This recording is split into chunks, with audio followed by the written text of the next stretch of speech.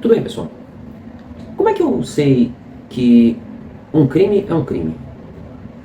Nossa, Lucas, logo assim no começo do vídeo essas perguntas sem noção? Não. Como é que eu consigo dizer que um crime, quais são as características dele? Como é que eu pego e desmembro um crime para entender como funciona? Vou dar um exemplo de uma coisa besta. Como é que eu digo, de uma forma bem simples, quem é a vítima do crime ou quem pode cometer o crime? Todas as pessoas, elas podem cometer os crimes do Código Penal ou existem alguns crimes que só são possíveis ser cometidos por pessoas específicas ou em situações específicas? Todos os crimes admitem tentativa?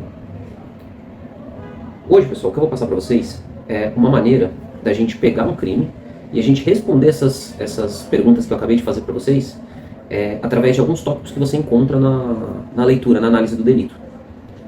O que acontece? Ah, Lucas, mas assim, eu não quero ser um jurista, eu até tenho interesse nessa área para concurso, mas eu não quero ser um jurista, não quero trabalhar com a lei ou ter tanta... Então, esse pequeno exercício que eu vou passar para vocês, porque na verdade são pequenos exercícios que você faz quando você olha para um crime. São 8 tópicos que, quando você pega o crime e você destrincha dentro desses 8 tópicos, você praticamente tem a natureza inteira do crime, toda a tipificação dele, por assim dizer, e você não precisa necessariamente ser um jurista, um advogado, um delegado, um juiz, mas às vezes, se você for um agente de segurança que atua na ponta da linha, por exemplo, um guarda civil municipal, um policial militar, um guarda portuário, você consegue dizer se aquele fato é crime ou se você está diante de um fato atípico. Se aquela vítima poderia ser de fato a vítima daquele crime, se aquela pessoa que cometeu aquela ação, ela poderia de fato ser o autor de um crime daquela natureza. Tudo isso é passível de ser observado numa pré-análise inicial. Se você tiver todas essas características destrinchadas ali, você consegue dizer com tranquilidade se aquele fato é um crime ou não. E se for um crime, segue seus ritos legais. Caso contrário... São 8 tópicos, pessoal. Conceito, objetividade jurídica, sujeitos do delito, consumação, voluntariedade, elemento subjetivo, elemento objetivo e tipo de ação penal. Ah, Lucas, mas como é que eu vou decorar tudo isso do crime? Não vai, porque tem crimes que são tão pouco utilizados. Mas assim, qual é o interesse desse exercício para o pessoal, né? Qual é o interesse de ter esse conhecimento para as pessoas? É que assim, quando você aprende a olhar, pelo menos nos principais crimes que se atua dentro dessa ótica, você consegue dar a condução adequada para qualquer ocorrência que você pegar, ou se você estiver estudando para um concurso, você consegue pegar aquele crime, destrinchar aquele crime e dali você desenvolve para as questões específicas. Por exemplo, furto é ação pública incondicionada, ação pública penal incondicionada. Mas é todo furto? É todo tipo de crime de furto? Será que 156, furto de coisa comum, também é? Será que todas as situações onde o 155, que é o furto simples, no geral, ele é cometido, será que ele sempre é ação penal pública condicionada? Primeiro tópico, conceito. É a definição da conduta criminosa. Explica o que o crime é. Então, por exemplo, o furto. Subtrair para si ou para outra em coisa alheia móvel. Essa é a tipificação, o conceito. Quando você tem o conceito, a definição da conduta criminosa, você já tem o primeiro tópico a ser analisado. Que aí você já vai ver quais são os verbos. O que o agente tem que fazer, com quem ele tem que fazer e como ele tem que fazer para que aquilo ali seja um crime. Segundo tópico, objetividade jurídica. É o bem jurídico protegido pelo crime. Por exemplo, o furto. O furto protege o bem jurídico do patrimônio. O homicídio protege o bem jurídico da vida. A extorsão mediante sequestro, o bem jurídico é a liberdade. Então assim, todo crime tem uma objetividade jurídica. Todo crime tem um tópico de proteção. Se a conduta descrita afeta esse tópico, de alguma forma afeta essa objetividade jurídica, você tem um crime. Sujeitos do delito. O que são sujeitos do delito? Os sujeitos do delito são uma das partes mais importantes para você destrinchar um crime. Porque dentro do sujeito do delito a gente tem o sujeito passivo e o sujeito ativo. O sujeito ativo é quem pratica o crime. É o agente que praticou o crime. Então, em um roubo, é o rapinador. Em um furto, é quem subtrai. E o sujeito passivo é quem sofre o crime, a vítima. Uma das grandes sacadas dessa análise é saber se o sujeito ativo que cometeu o crime, se ele pode cometer aquele crime, e se a vítima pode ser vítima daquele delito. Ah, Lucas, como assim? Isso não faz sentido.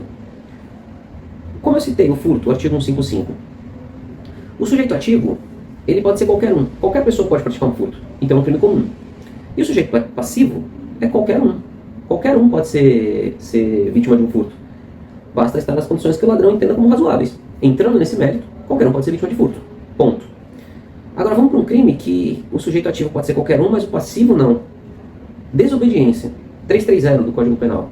O sujeito ativo é qualquer um, porque qualquer um pode desobedecer a uma ordem legal. Mas o sujeito passivo não é qualquer um. O sujeito passivo é a administração pública, na figura do seu servidor. Então, o servidor empossado, dentro de um cargo, ele dá uma ordem legal para alguém. Essa pessoa desobedece a ordem legal. Temos o crime de desobediência.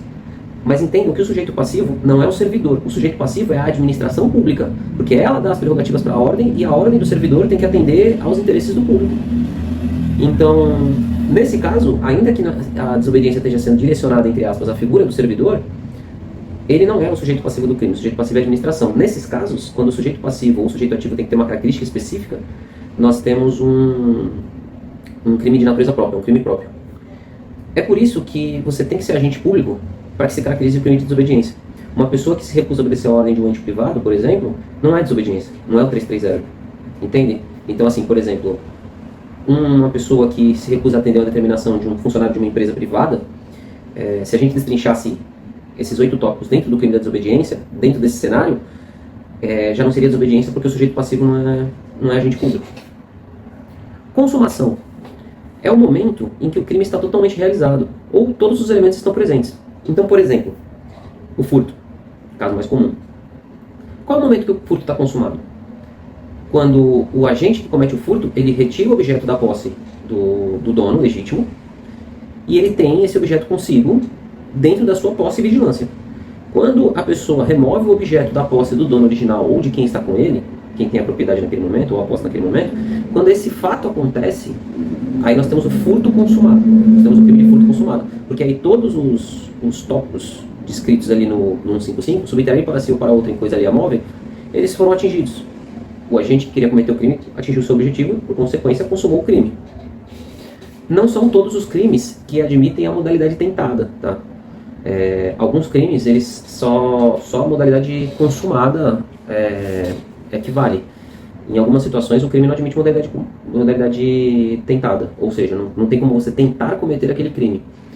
Vou dar um exemplo de um crime que não admite modalidade tentada. A ameaça, o artigo 147 do Código Penal.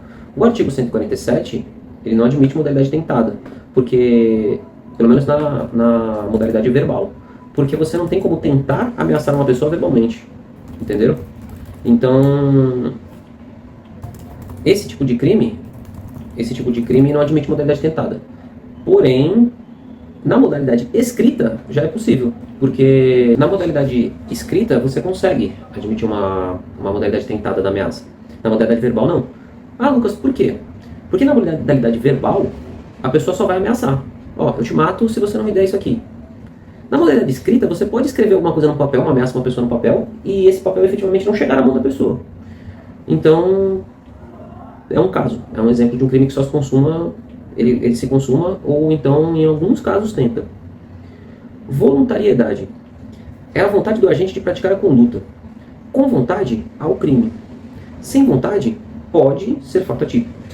Por que pode ser fato atípico? Porque assim, nós temos o dolo, que é a intenção de cometer, nós temos a culpa, que é quando você não tem a intenção de cometer o crime, que seria a vontade, a ausência de vontade, mas você também tem o dolo eventual, que é quando a pessoa não tem a vontade, mas ela assume o risco de cometer o delito. Nesses casos, nessas situações assim, você consegue ter um crime como, se o criminoso admite uma modalidade sem vontade, ele pode ser fato atípico. Você pode ter uma questão de fato atípico nesse caso, porque não existe a modalidade culposa. Um exemplo de um crime que não admite modalidade culposa, né? Você tem que ter a vontade de cometer. O furto, o roubo, o estelionato, o dano. Não existe modalidade culposa nesses casos, porque você não tem como atentar contra o patrimônio do terceiro sem ter a vontade disso, né? Nesses casos específicos. Mas não existe furto culposo. Furto culposo é fato atípico. Elementos subjetivos. É a intenção do agente, aquilo que está na sua cabeça. O dolo é a vontade de cometer o crime e a culpa é sem intenção, mas com imprudência, negligência ou imperícia, que é o dolo eventual. Qual é a diferença do elemento subjetivo para o próximo tópico, que é o elemento objetivo? O elemento subjetivo é a intenção do agente, é o que o agente quer, é o que ele quer fazer. O elemento subjetivo é o que o agente tem consigo como objetivo daquela atuação. Então, por exemplo, o elemento subjetivo, o agente vai cometer um furto ou cometer um roubo. Qual é o elemento subjetivo dele? Ter o patrimônio do outro para si, ou para outrem. Então, por exemplo, eu vou furtar ou vou roubar um celular para vender. Ou vou furtar ou vou roubar um celular para pegar para mim. Esse é o elemento subjetivo, é a intenção da pessoa, é o que ela quer. Por que isso define... por que isso é importante definir a intenção da pessoa nesses casos? Justamente por causa do dolo da culpa. Porque, por exemplo, uma pessoa, dentro dos crimes de trânsito, uma pessoa que atropela outra com intenção, ela tem que ter uma pena mais alta do que uma pessoa que atropela a outra sem ter nenhuma intenção e também não tendo imperícia, imprudência ou negligência na prática. Geralmente não, é uma regra. A modalidade culposa, ela sempre reduz a pena do crime. Porque o legislador, quando editou essa norma, ele entendeu que se você não tem intenção de cometer, mas cometeu, seja por imprudência, negligência ou imperícia, ou simplesmente aconteceu alguma coisa, você não pode ser penalizado como a mesma pessoa que tinha a intenção desde o princípio de cometer aquele crime. Não seria justo, né? Dentro do conceito de busca de justiça, não seria justo. Continuando. Elemento objetivo. O elemento objetivo é o que ocorre no mundo real. É a conduta, ação, omissão, o resultado, quando o crime exige o resultado, e o nexo causal da prática. Por exemplo, voltando ao nosso tópico anterior, que é o elemento subjetivo. O elemento subjetivo é a sua intenção. O elemento objetivo é o que o mundo sabe que você quer fazer. Vamos dizer assim. Então, por exemplo, o elemento subjetivo, eu quero furtar um bem. O elemento objetivo é se eu furtar o bem. Enquanto você não concretiza o que você está planejando, ou seja, enquanto você não coloca na prática o que você está pensando, em muitas situações você fica simplesmente dentro do campo dos atos preparatórios do crime. Ou seja, você fica pensando em cometer o delito, mas não necessariamente comete. São os atos preparatórios. Torna-se o elemento objetivo quando essa conduta é externada, as pessoas tomam ciência do que você quer, e aí dentro dessa ciência do que você quer, o mundo reage da forma pelo que você fez. E por fim, mas não menos importante, é o tipo de ação penal. Se ela é incondicionada, condicionada ou privada. Ah, Lucas, mas essa parte da ação penal, por que isso é interessante para o agente de segurança saber? Porque em algumas situações você vai ter a obrigação de fazer alguma coisa. Em outras, a sua obrigação de fazer é condicionada ao que outra pessoa quer. Por exemplo, um crime incondicionado, uma ação penal pública incondicionada, se o agente se depara e ele tem a materialidade do delito, ele tem que levar a pessoa presa. Ele vai ter que levar a pessoa para a delegacia, e na delegacia o delegado vai definir se a pessoa vai ficar presa, se a pessoa vai responder em liberdade, o que vai acontecer. Em uma ação penal pública condicionada, se a vítima não quer ir, não há nada que você possa fazer.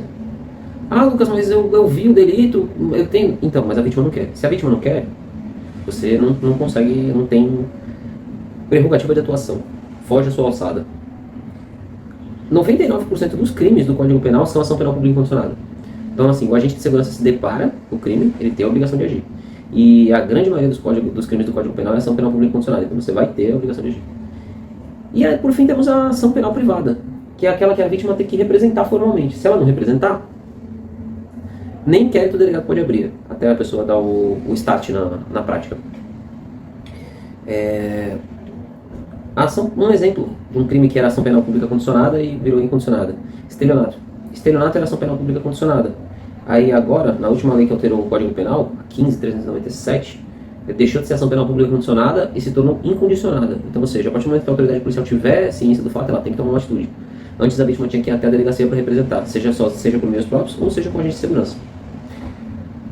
Esses 8 tópicos que eu falei para vocês hoje, falei para vocês agora, são 8 tópicos que quando você pega, você consegue aplicar em qualquer crime. E quando você sabe fazer a colocação desses itens no crime, você consegue tranquilamente definir qual é a sua atuação dentro do crime e se de fato aquilo ali é o crime que tem até descrito.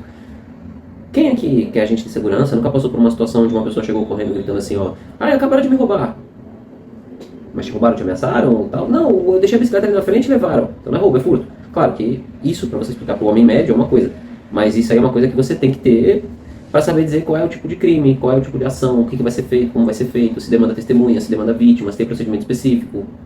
Entenderam? Vou aplicar aqui dentro do furto, só para interar com os conceitos, interar com os tópicos. Furto, conceito. Subtrair para si ou para outra em coisa alheia móvel. Enquadrando esse cenário, a princípio temos um furto. Objetividade jurídica. O que ele protege? O patrimônio. Quem furta para atingir o patrimônio. Quem é protegido pelo crime de furto tem o seu patrimônio protegido. Sujeito do delito. Qualquer um pode ser ativo no crime e qualquer um pode ser passivo no crime. Então qualquer um pode cometer e qualquer um pode ser vítima. Basta ter alguma coisa que alguém queira subtrair e tem um terceiro com vontade de subtrair. Acabou. Consumação. No momento que o objeto que é seu passa para a posse da outra pessoa. Estou na rua falando no celular, o cara passou de bicicleta em alta velocidade, tirou o celular da minha mão, consumou o furto. Voluntariedade. Furto não admite, não admite modalidade culposa, tá? Admite tentativa, mas não admite modalidade culposa. Então o que acontece? É dolo, tem vontade, é o crime, entendeu? Ah, o cara furtou, não existe furto atípico, não existe furto culposo, é fato atípico. Se o cara pegou o objeto que era dele, ou pegou o objeto sem intenção de furtar, é fato atípico. Elemento subjetivo, qual é a intenção do agente? Subtrair algo de alguém, ponto. Essa é a intenção que ele tem para com o mundo. Elemento objetivo é o que ele externa, o que ele quer, que é a intenção, o elemento subjetivo. Furtar. O que ele faz? Ele furta. O furto é o elemento objetivo, é o que ele mostrou para o mundo que ele quer fazer. Juntou o elemento subjetivo com o elemento objetivo. E o tipo de ação penal? Ação penal pública condicionada, na grande maioria dos casos. Quais são as exceções? Furtos entre parentes, que em algumas situações não é crime, exclui a conduta, e em outras é condicionada à representação. Mas furto entre terceiros que não se conhecem é sempre ação penal pública condicionada. Bom, pessoal, agradeço muito aí pela audiência dos senhores, para quem me acompanhou até aqui. Curta, comenta e compartilha. Espero poder ter tirado alguma dúvida, passando esse pequeno manual aí de conduta, tanto para o agente de segurança quanto para o concurseiro, para o estudioso que quiser dar uma analisada aí nos contextos do crime. Lembrando que esses tópicos que eu passei, você consegue aplicar em qualquer delito, tá? Você pega um delito, você consegue destrinchar qualquer delito dentro desses tópicos. E você vai aprender na prática os procedimentos. É interessante aplicar isso para os crimes que a gente já sabe de grande maioria? É, mas eu recomendo que se aplique isso para os crimes que não se conhece de grande maioria. Aqueles crimes que você pega uma vez ou outra e tem muitas particularidades específicas, assim, porque aí você consegue destrinchar essas coisas e consegue, de fato, fazer um bom trabalho numa situação quando você se depara. Porque o segredo não é se deparar com o crime e atuar, o segredo é se deparar com o crime e saber o que fazer. Tá bom, pessoal? Muito obrigado e bons estudos para vocês aí.